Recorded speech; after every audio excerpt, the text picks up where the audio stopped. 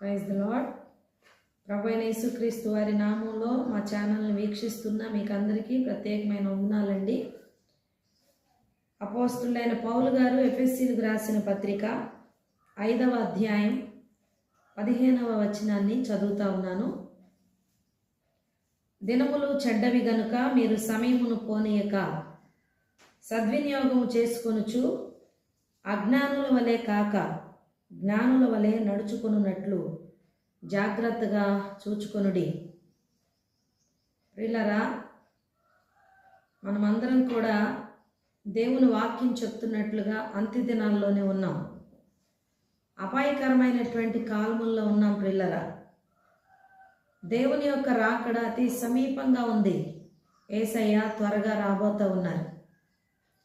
కాబట్టి ఈరోజు దేవుడు నీతో మాట్లాడుతున్నాడు. నువ్వెవరివైనా దేవుడు నీకు ఇస్తున్న సమయాన్ని సద్వినియోగం చేసుకో. ఇప్పటి వరకు ఎలా జీవించావో నాకు తెలియదు, కానీ ఈరోజు ప్రభు నీతో మాట్లాడుతూ ఉన్నారు. ఇప్పుడైనా యేసయ్య యొద్దకు రా.